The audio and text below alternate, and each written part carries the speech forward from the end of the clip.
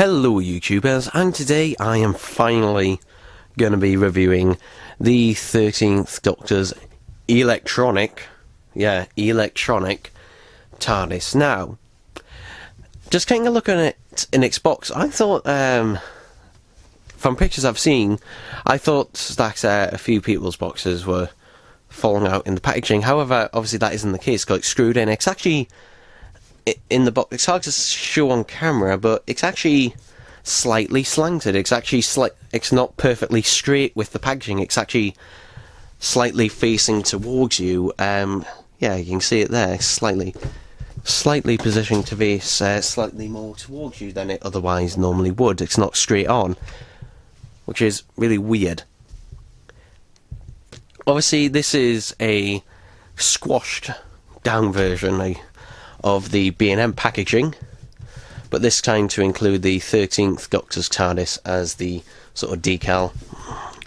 And information we have got here on the back, which you can pause to read in your own time, but let's face it, you're not gonna be.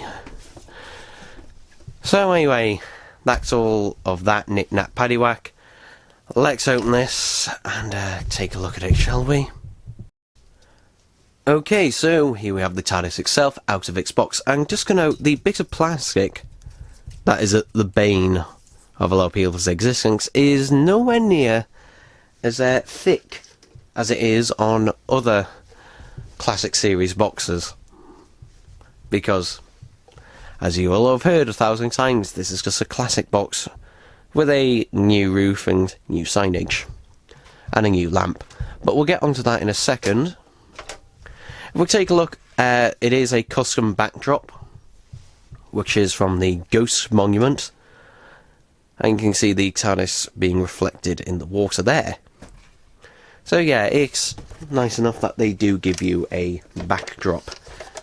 So, without further ado, let's take a look at the TARDIS itself. So, there's not a lot to say on this. There really isn't a lot to say on this box. I mean, you can see it plainly right here. This is just a classic box that is being repainted with a new roof. So we'll take a look at the new roof first of all. So the new roof does have a different sort of texturing to the rest of the box. It is actually a different texture, and it seems to have less of a sort of the typical character wood grain effect, and has the more bumpy effect to sort of simulate the paint. And the roof is not bad actually. You could, to be honest, this is I don't know if this is more closer to the Hartnell roof or the McCoy roof. I'll have to do a comparison to check, but you can see here we've also got the lantern right there. And the lantern is obviously new. It's essentially like a thinner, more extended, taller version of the Capaldi Max Smith lantern. So yeah, and this one actually does house an LED, a blue LED. But obviously, there are a lot of inaccuracies with this TARDIS. For one, we don't have the little scuppers or little indentations around the corners, and there's something and obviously the windows, they should not be white. Actually, they should be a yellowed colour, because inside it glows out sort of a yellowy orangey hue. But also the windows are still pebbled, which obviously is incorrect as well. Now, something they have changed, and unfortunately the sign is wonky on mine, is the sticker, telephone free for use of public. However, since it is wonky, I have noticed something underneath. But the sign is obviously the other way around. It's not the usual way around, it's backwards. Unfortunately, the pull to open door sign does not open. And also the police public call box is obviously the new series one with the new series font. It looks a bit small. I don't know why it is, it just looks a bit small. It looks a bit like it doesn't quite fit. And also something interesting I should say, why are these stickers? Why are they not printed on? And if you're saying it's a cost thing, this is a retail release. This is not a B&M exclusive, this is a retail release. And if the B&M exclusive, the B&M exclusives can have printed on text for the signage and for the door sign, why doesn't this? Why does this have stickers? I don't understand why. Why does this one have stickers?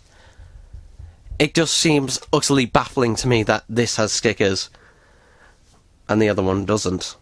The other ones don't. I don't know why.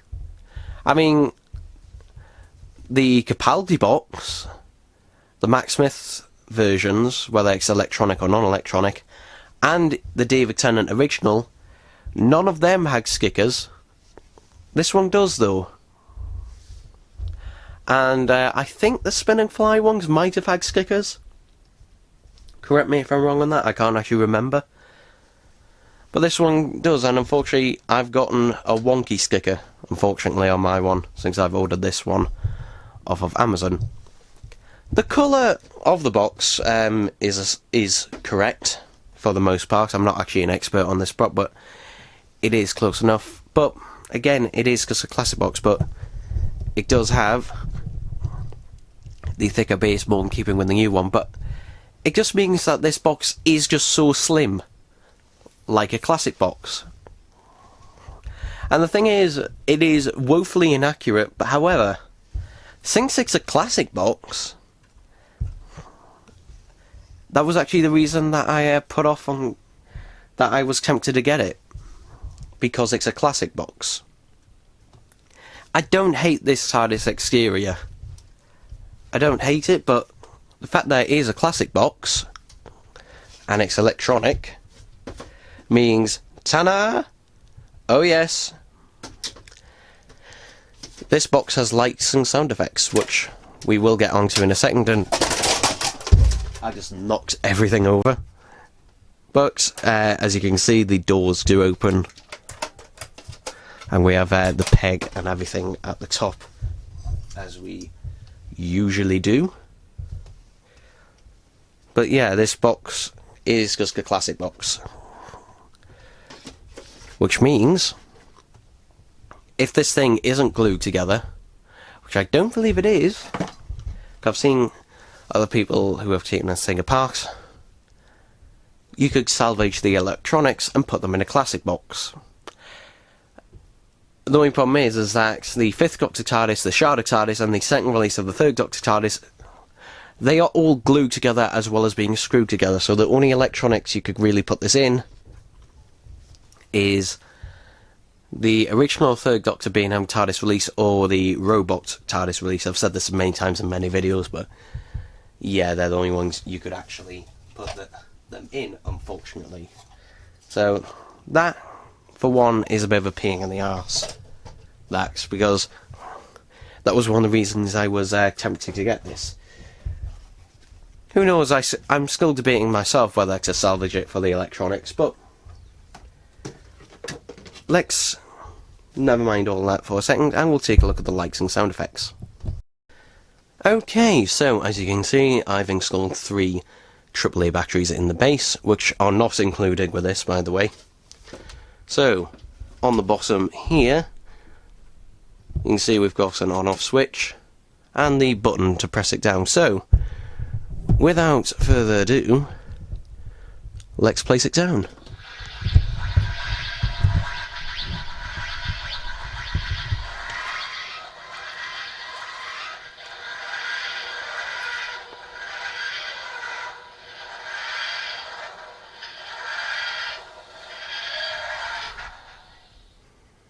And as you can see, it does have a fairly bright blue light. It's looking fairly white on the camera, but I can tell you it is a much darker blue in real life.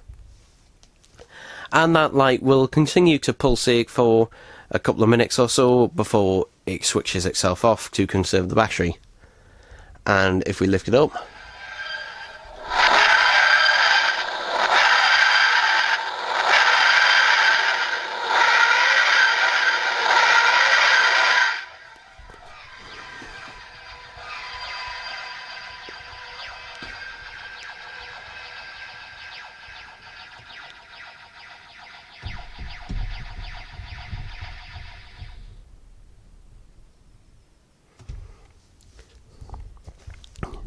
and as you can see, the light will continue to pulsate. However, you can shake this box all you like, or spin it around, it will not do anything else. It's just those two sound effects. That's it. And if I just turn it off and put it back down. So yeah, that's all this box does, nothing else. Just those two sound effects and that light effect. I think sometimes some people forget about the B&M boxes, is that the classic series boxes that were released at Forbidden Planet, that is all they did. That is the same sound chip, the same electronics. The only difference between this one and the ones released at Forbidden Planet, excuse me, is the LED being blue as opposed to white. That is it. But it does mean finally though that the speaker grill and the battery compartment are justified in this one, because you know it is using the electronics. Now, here's the final problem I have with this. This retails, or did retail, for £25, and there was no way on this earth I was paying £25 for this.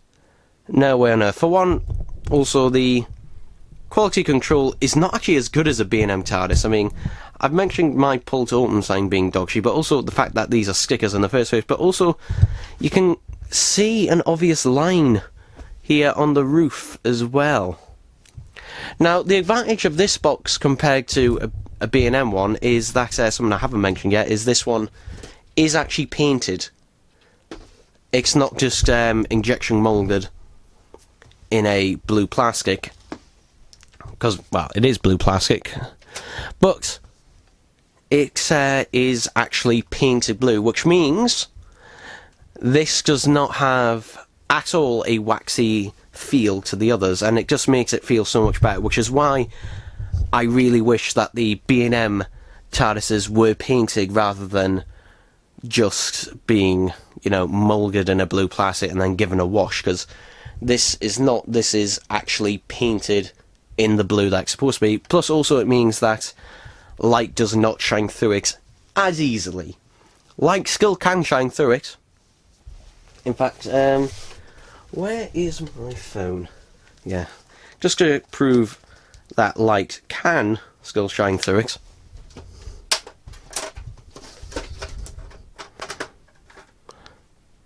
You can see there it does shine through it, not as well.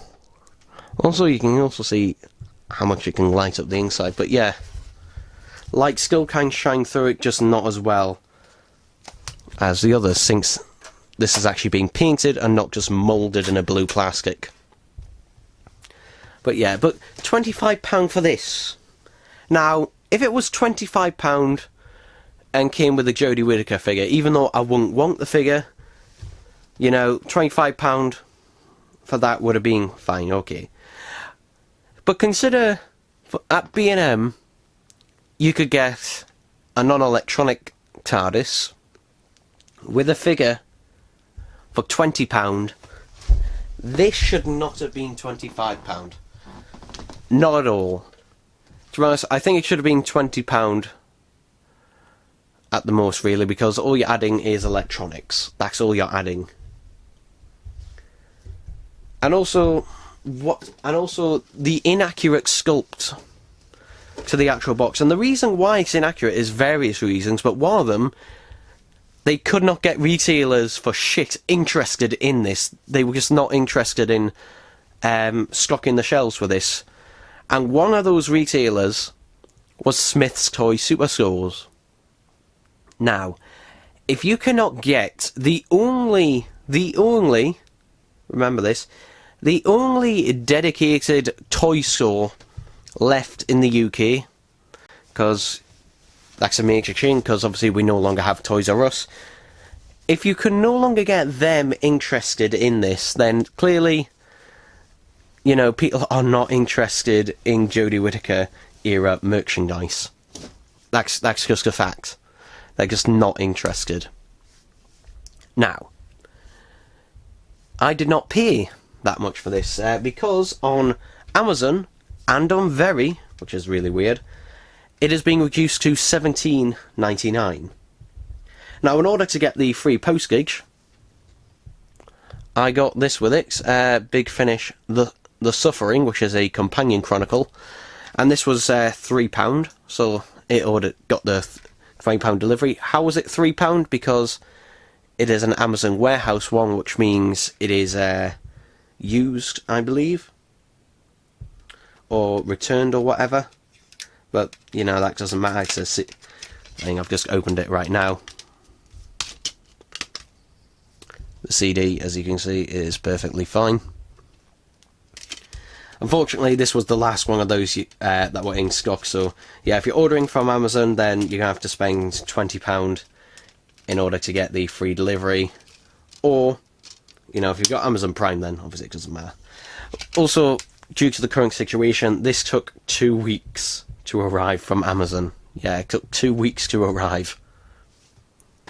So you are going to have to be waiting on this. On Very, you have to spend £25 or more to get free delivery. So just bear that in mind. But yeah, for me, I didn't buy this because, oh, it's a Jodie Whittaker box. I bought it because essentially it's just another classic box. And I do prefer the classic boxes to the new series ones. And I'm debating myself whether to just keep this as a classic box, because as a classic box, I quite like it. Or whether I should salvage it for its electronics and just have this as a non-electronic box. Who knows, if they get reduced even further, then I might buy another to do exactly that with. This one, I don't know, I might just keep it as a general collector's item. But yeah, they have been reduced. And the new, you know, Series 12 figures were also reduced to $9.99. Yeah, $9.99 each. So that just shows how much of a shit people give about those if they've reduced them that quickly. Not even the B&M sets get reduced that quickly. Normally the B&M sets, if they they come out in late August, and they normally get reduced normally in December time is usually when, or just after Black Friday. Generally they get reduced on Black Friday, and then generally see that reduced from then on. But yeah, this is how quick they've gotten reduced. So, should you buy this? Well, it depends what you're wanting. If you're wanting an accurate representation of a Jodie Whittaker box, this is not it. This is not it by any stretch of the imagination. Utterly not. If you're a fan of the classic boxes, you know, the classic B&M Tardis releases, I think you'll actually really like this one, actually. And it means you'll actually have an electronic one as well. And if you're looking to salvage it for the electronics, because, you know, all you have to do is swap that for a white LED, which isn't difficult to do. There you go, you've got essentially the electronics for a classic box, meaning the electronics are now regularly available for a much cheaper price. And if you're unsure about it, you know, meh. I mean, it depends what you're expecting with this. Because it is woefully inaccurate in so many ways. But the fact that it is a classic box means I actually like it more than I would have otherwise. Because it means I'm able to... It gives me the opportunity to use it for parts. And it does fit in nice with the other classic boxes. However, it is woefully inaccurate in so many ways. And the price that they initially wanted you to pay for this, £25, was just frankly ridiculous. I mean, essentially, this really...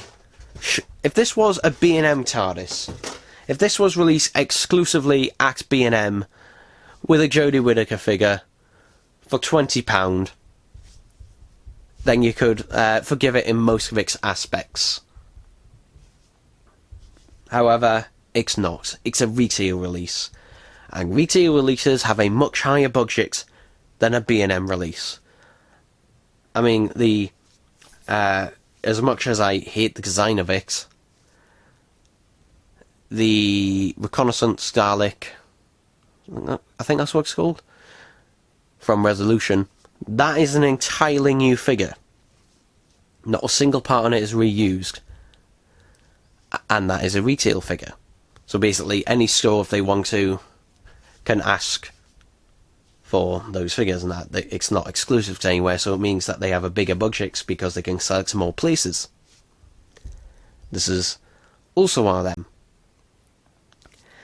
And the fact is, it's just like, if it was going to be that, then it should have been cheaper. It should have been cheaper. It should have not been that expensive. And the fact that it's gotten reduced so quickly shows that. It shows that. So, what do I think?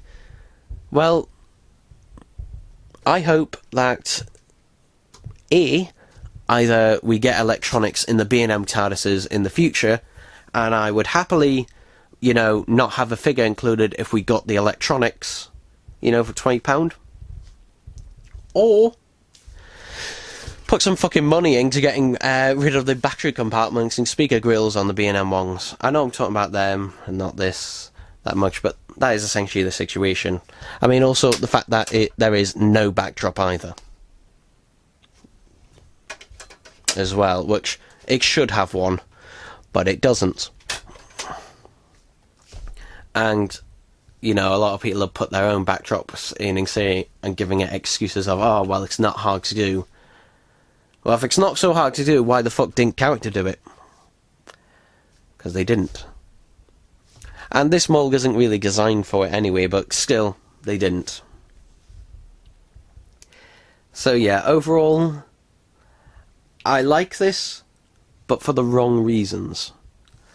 I don't, you know, it's the fact that it isn't an accurate Jodie Whittaker box is the reason I like it. Yeah, that's essentially, you know, it for this, essentially. So, that does it for this review. I hope you enjoyed it, and I'll see you next time. Bye bye.